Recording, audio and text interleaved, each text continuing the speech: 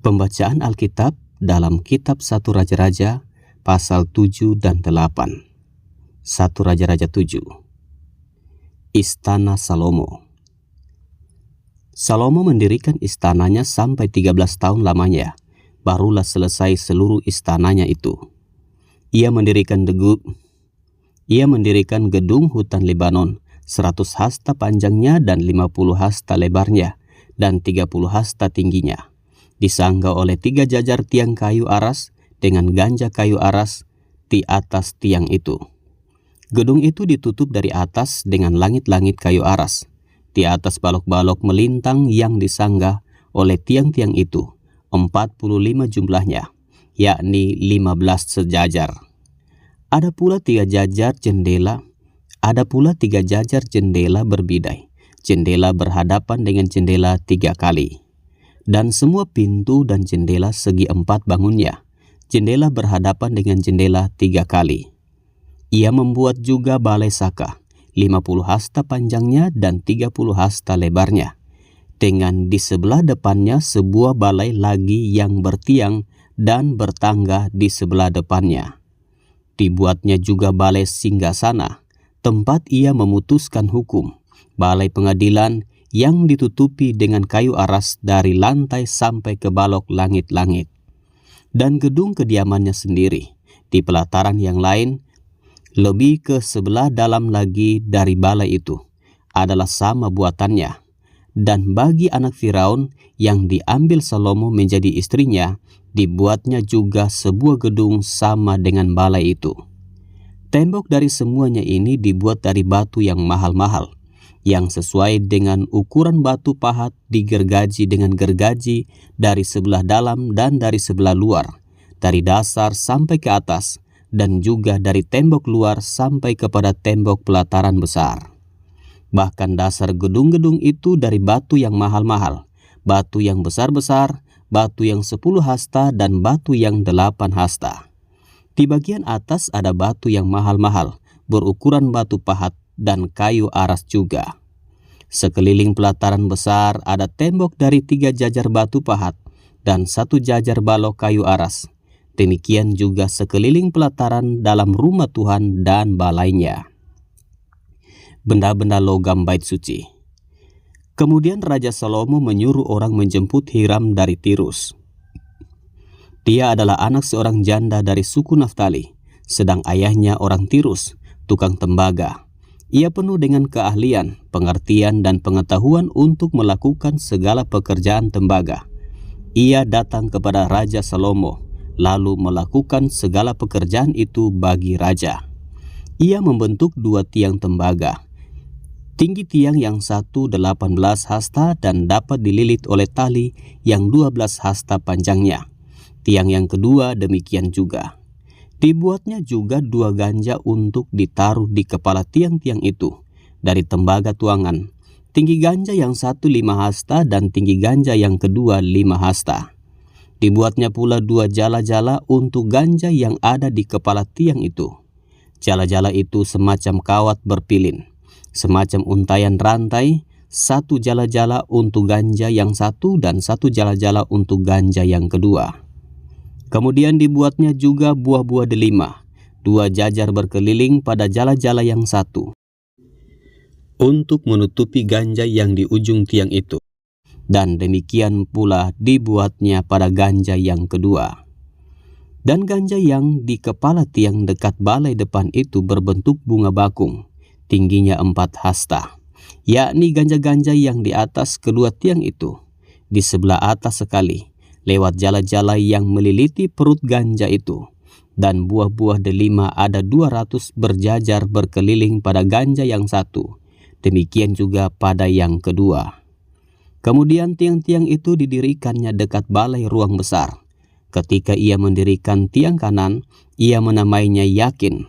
Ketika ia mendirikan tiang kiri, ia menamainya Boas. Dan setelah bentukan bunga bakung itu ditaruh di kepala tiang-tiang itu, maka siaplah pekerjaan membuat tiang-tiang itu. Kemudian dibuatnyalah laut tuangan yang 10 hasta dari tepi ke tepi, bundar berkeliling, 5 hasta tingginya, dan yang dapat dililit berkeliling oleh tali yang 30 hasta panjangnya. Dan di bawah tepinya ada gambar buah labu yang mengelilinginya sama sekali, 10 dalam sehasta, merangkum laut itu berkeliling. Labu itu 2 jajar, dituang setuangan dengan bejana itu. Laut itu menumpang di atas 12 lembu, 3 menghadap ke utara dan 3 menghadap ke barat, 3 menghadap ke selatan dan 3 menghadap ke timur. Laut itu menumpang di atasnya, sedang segala buntut lembu itu menuju ke dalam. Tebal laut itu setapak tangan dan tepinya berupa tepi piala, seperti bunga bakung yang berkembang. Laut itu dapat memuat 2000 bat air. Selanjutnya dibuatnya 10 kereta penopang dari tembaga. 1 kereta 4 hasta panjangnya, 4 hasta lebarnya dan 3 hasta tingginya. Beginilah bentuk kereta penopang itu. Ada papan penutupnya dan papan itu diapit oleh bingkai. Dan pada papan penutup yang diapit oleh bingkai itu ada singa, lembu dan kerub. Dan demikian juga pada bingkai itu. Di sebelah atas dan di sebelah bawah singa dan lembu itu ada karangan-karangan bunga yang Di sebelah atas dan di sebelah bawah singa dan lembu itu ada karangan-karangan bunga yang tergantung. Pada 1 kereta penopang ada 4 roda tembaga dengan poros tembaga, dan pada keempat penjurunya ada sangga untuk menyangga bejana pembasuhan. Sangga-sangga itu dituang dan di sebelah luar setiap sangga ada karangan bunga. Dan mulut kereta penopang itu ada di sebelah dalam sangga-sangga itu, menonjol ke atas 1 hasta. Mulutnya itu bundar, buatannya sebagai tumpuan, dan dalamnya 1,5 hasta. Juga pada mulutnya itu ada ukiran, tetapi papan-papan penutupnya 4 persegi, jadi tidak bundar. Keempat roda itu ada di bawah papan penutup, dan tangan-tangan roda itu ada pada kereta penopang itu, dan tinggi 1 roda ialah 1,5 hasta. Dan buatan roda itu seperti buatan roda kereta, tetapi tangan-tangannya, lingkarnya, jari-jarinya, dan napnya semuanya tuangan. Keempat sangga pada keempat sudut setiap kereta penopang adalah seiras dengan kereta itu. Dan di sebelah atas kereta penopang itu ada leher bundar berkeliling, 0,5 hasta tingginya. Di sebelah atas kereta itu ada pula topang-topang dan papan penutup yang seiras dengan dia. Maka pada muka topang-topangnya itu dan pada papan-papan penutupnya diukirkannyalah kerub, singa dan pohon kurma, masing-masing menurut tempat yang ada, dan karangan bunga berkeliling. Demikianlah dikerjakannya ke-10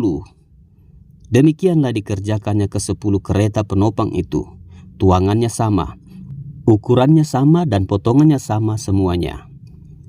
Lagi pula dibuatnya 10 bejana pembasuhan dari tembaga. Setiap bejana dapat memuat 40 bat air. Setiap bejana 4 hasta besarnya, dan ada 1 bejana di atas setiap kereta dari ke-10 kereta penopang itu. 5 kereta penopang ditaruhnya pada sisi kanan rumah itu, dan 5 pada sisi kirinya. Tetapi laut itu ditaruhnya pada sisi kanan rumah itu, arah tenggara. Dan Hiram membuat juga kuali-kuali, penyodok-penyodok, dan bokor-bokor penyiraman. Demikianlah Hiram menyelesaikan segala pekerjaan yang harus dilakukannya bagi Raja Salomo di rumah Tuhan, yakni kedua tiang dengan kedua buatan ganja yang di kepala tiang itu, dan kedua jala-jala yang menutup kedua bulatan ganja itu. 400 buah delima untuk kedua jala-jala itu, 2 jajar buah delima untuk 1 jala-jala guna menutupi kedua bulatan ganja yang di atas tiang itu. Ke-10 kereta penopang dan ke-10 bejana pembasuhan yang di atas kereta itu. Laut yang 1 itu dan ke-12 lembu yang di bawah laut itu. Kuali-kuali, penyodok-penyodok, dan bokor-bokor penyiraman.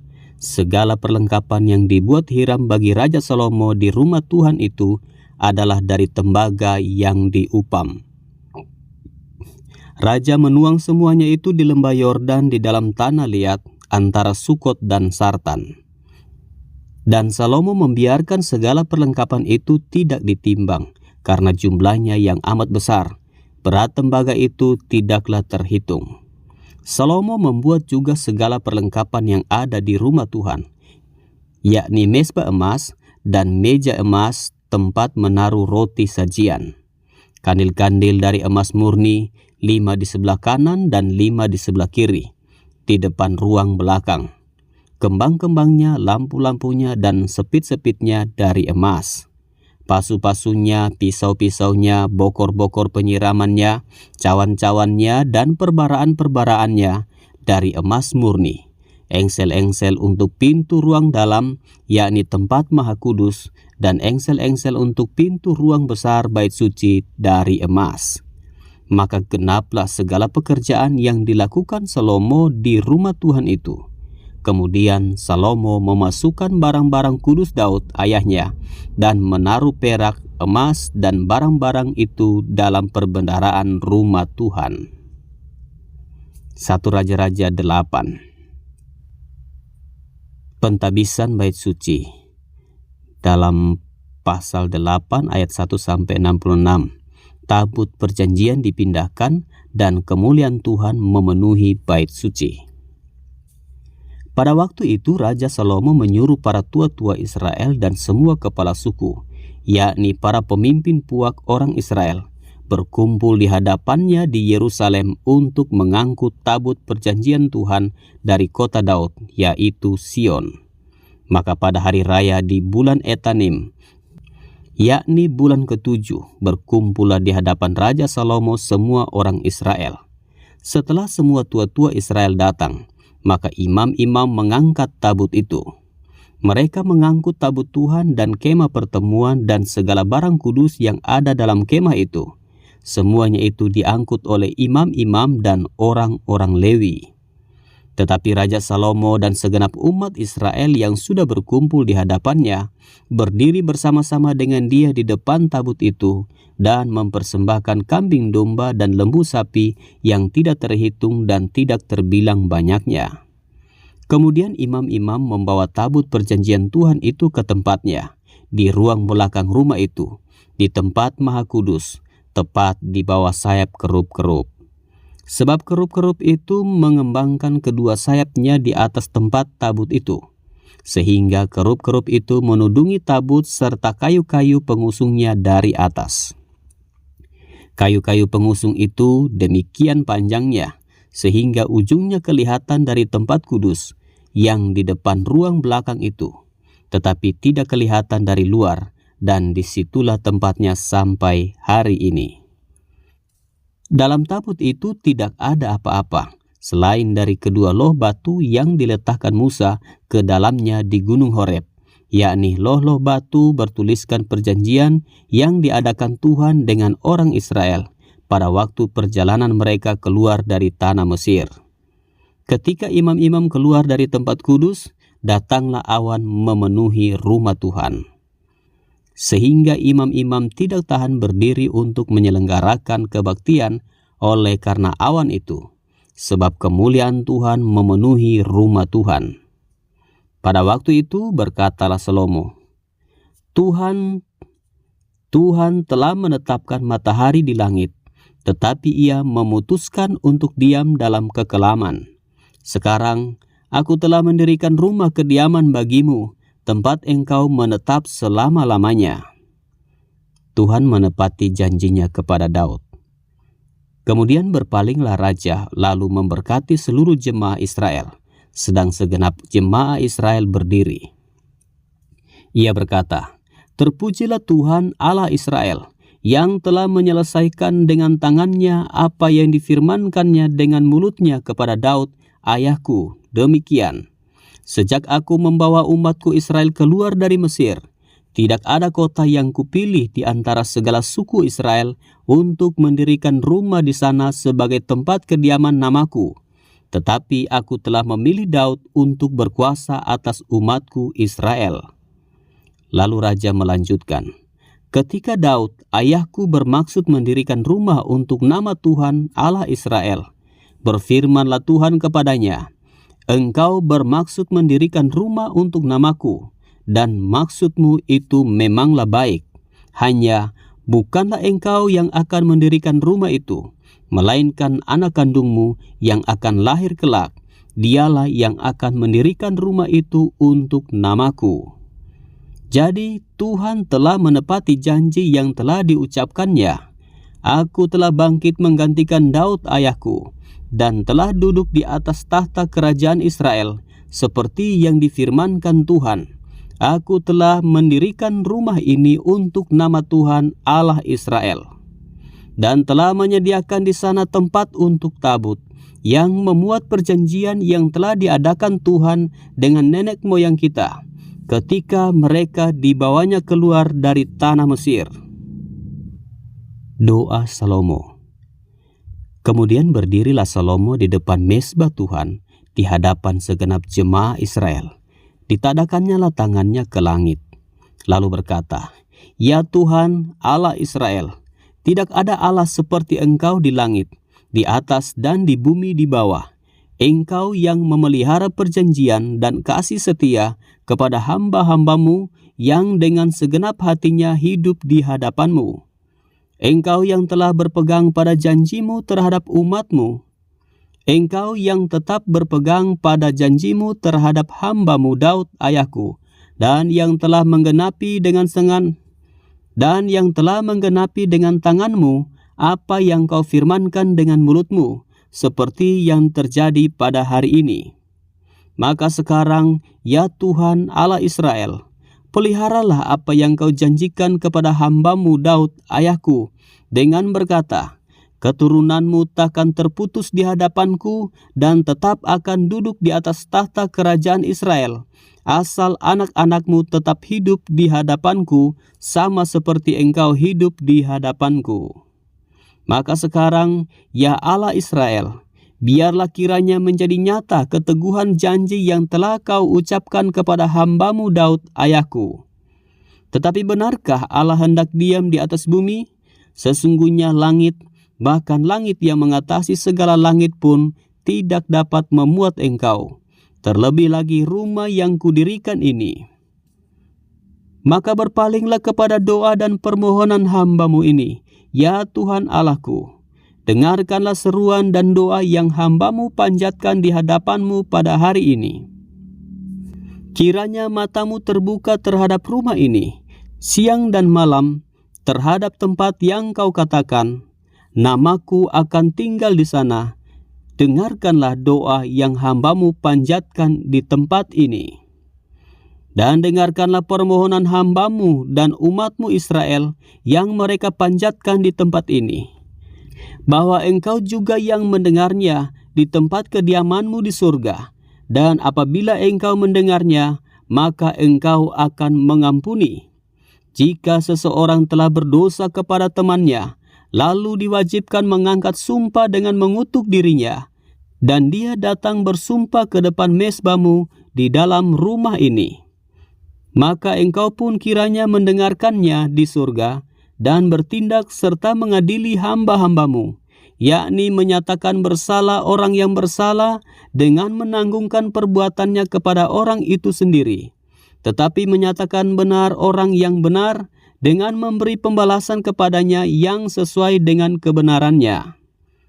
Apabila umatmu Israel terpukul kalah oleh musuhnya karena mereka berdosa kepadamu, kemudian mereka berbalik kepadamu dan mengakui namamu, dan mereka berdoa dan memohon kepadamu di rumah ini, maka engkau pun kiranya mendengarkannya di surga dan mengampuni dosa umatmu Israel, dan mengembalikan mereka ke tanah yang telah kau berikan kepada nenek moyang mereka. Apabila langit tertutup sehingga tidak ada hujan, sebab mereka berdosa kepadamu, lalu mereka berdoa di tempat ini dan mengakui namamu, dan mereka berbalik dari dosanya, sebab engkau telah menindas mereka, maka engkau pun kiranya mendengarkannya di surga dan mengampuni dosa hamba-hambamu umatmu Israel, karena engkaulah yang menunjukkan kepada mereka jalan yang baik yang harus mereka ikuti, dan engkau kiranya memberikan hujan kepada tanahmu yang telah kau berikan kepada umatmu menjadi milik pusaka. Apabila di negeri ini ada kelaparan, apabila ada penyakit sampar, hama dan penyakit gandum, belalang atau belalang pelahap, apabila musuh menyesakkan mereka di salah satu kota mereka, apabila ada tulah atau penyakit apapun, lalu seseorang atau segenap umatmu Israel ini memanjatkan doa dan permohonan di rumah ini dengan menadahkan tangannya, karena mereka masing-masing mengenal apa yang merisaukan hatinya sendiri, maka engkau pun kiranya mendengarkannya di surga, tempat kediamanmu yang tetap, dan engkau kiranya mengampuni, bertindak, dan membalaskan kepada setiap orang sesuai dengan segala kelakuannya, karena engkau mengenal hatinya, sebab engkau sajalah yang mengenal hati semua anak manusia, supaya mereka takut akan engkau selama mereka hidup di atas tanah yang telah kau berikan kepada nenek moyang kami. Juga apabila seorang asing yang tidak termasuk umatmu Israel datang dari negeri jauh oleh karena namamu, sebab orang yang mendengar tentang namamu yang besar dan tentang tanganmu yang kuat dan lenganmu yang teracung, dan ia datang berdoa di rumah ini, maka engkau pun kiranya mendengarkannya di surga, tempat kediamanmu yang tetap, dan engkau kiranya bertindak sesuai dengan segala yang diserukan kepadamu oleh orang asing itu, supaya segala bangsa di bumi mengenal namamu, sehingga mereka takut akan engkau sama seperti umatmu Israel, dan sehingga mereka tahu bahwa namamu telah diserukan atas rumah yang telah kudirikan ini. Apabila umatmu keluar untuk berperang melawan musuhnya, ke arah manapun engkau menyuruh mereka, dan apabila mereka berdoa kepada Tuhan dengan berkiblat ke kota yang telah kau pilih dan ke rumah yang telah kudirikan bagi namamu, maka engkau kiranya mendengarkan di surga doa dan permohonan mereka, dan engkau kiranya memberikan keadilan kepada mereka. Apabila mereka berdosa kepadamu, karena tidak ada manusia yang tidak berdosa, dan engkau murka kepada mereka dan menyerahkan mereka kepada musuh, sehingga mereka diangkut tertawan ke negeri musuh yang jauh atau yang dekat. Dan apabila mereka sadar kembali dalam hatinya di negeri tempat mereka tertawan, dan mereka berbalik dan memohon kepadamu di negeri orang-orang yang mengangkut mereka tertawan, dengan berkata, kami telah berdosa, bersalah dan berbuat fasik. Apabila mereka berbalik kepadamu dengan segenap hatinya dan dengan segenap jiwanya di negeri musuh yang mengangkut mereka tertawan, dan apabila mereka berdoa kepadamu dengan berkiblat ke negeri mereka yang telah kau berikan kepada nenek moyang mereka, ke kota yang telah kau pilih dan ke rumah yang telah kudirikan bagi namamu, maka engkau kiranya mendengarkan di surga, tempat kediamanmu yang tetap, kepada doa dan permohonan mereka, dan engkau kiranya memberikan keadilan kepada mereka. Engkau kiranya mengampuni umatmu yang telah berdosa kepadamu, mengampuni segala pelanggaran yang telah dilakukan mereka kepadamu, dan kiranya engkau membuat mereka menjadi kesayangan orang-orang yang mengangkut mereka tertawan, sehingga orang-orang itu menyayangi mereka. Sebab mereka itu umatmu dan milik kepunyaanmu yang telah kau bawa keluar dari Mesir, dari tengah-tengah dapur peleburan besi. Hendaklah matamu terbuka terhadap permohonan hambamu dan terhadap permohonan umatmu Israel, dan hendaklah engkau mendengarkan mereka seberapa kali mereka berseru kepadamu. Sebab engkaulah yang memisahkan mereka bagimu menjadi milik kepunyaanmu dari antara segala bangsa di bumi, seperti yang telah kau firmankan dengan perantaraan Musa hambamu pada waktu engkau membawa nenek moyang kami keluar dari Mesir, ya Tuhan Allah. Berkat dan pujian. Ketika Salomo selesai memanjatkan segala doa dan permohonan itu kepada Tuhan, Bangkitlah ia dari depan mezbah Tuhan setelah berlutut dengan menadahkan tangannya ke langit. Maka berdirilah ia dan memberkati segenap jemaah Israel dengan suara nyaring, katanya, "Terpujilah Tuhan yang memberikan tempat perhentian kepada umatnya Israel, tepat seperti yang difirmankannya. Dari segala yang baik yang telah dijanjikannya dengan perantaraan Musa, hambanya, tidak ada satupun yang tidak dipenuhi. Kiranya Tuhan Allah kita menyertai kita sebagaimana ia telah menyertai nenek moyang kita. Janganlah ia meninggalkan kita dan janganlah ia membuangkan kita. Tetapi hendaklah dicondongkannya hati kita kepadanya untuk hidup menurut segala jalan yang ditunjukkannya dan untuk tetap mengikuti segala perintahnya dan ketetapannya dan peraturannya yang telah diperintahkannya kepada nenek moyang kita. Hendaklah perkataan yang telah kumohonkan tadi di hadapan Tuhan, dekat pada Tuhan Allah kita, siang dan malam, supaya ia memberikan keadilan kepada hambanya dan kepada umatnya Israel menurut yang perlu pada setiap hari, supaya segala bangsa di bumi tahu bahwa Tuhanlah Allah dan tidak ada yang lain. Dan hendaklah kamu berpaut kepada Tuhan Allah kita dengan sepenuh hatimu dan dengan hidup menurut segala ketetapannya dan dengan tetap mengikuti segala perintahnya seperti pada hari ini." Korban pentabisan dan perayaan. Lalu raja bersama-sama segenap Israel mempersembahkan korban sembelihan di hadapan Tuhan. Sebagai korban keselamatannya kepada Tuhan, Salomo mempersembahkan 22.000 ekor lembu sapi dan 120.000 ekor kambing domba. Demikianlah raja dan segenap Israel mentabiskan rumah Tuhan itu. Pada hari itu juga raja menguduskan pertengahan pelataran yang di depan rumah Tuhan, sebab disitulah ia mempersembahkan korban bakaran, korban sajian, dan segala lemak korban keselamatan. Sebab mezbah tembaga yang di hadapan Tuhan itu terlalu kecil untuk memuat korban bakaran dan korban sajian dan segala lemak korban keselamatan itu. Lalu Salomo mengadakan perayaan pada waktu itu juga di hadapan Tuhan Allah kita selama 7 hari bersama-sama dengan seluruh Israel, suatu jemaah yang besar dari jalan masuk ke Hamat sampai sungai Mesir. Pada hari yang ke-8 disuruhnya bangsa itu pergi, maka mereka memohon berkat untuk raja.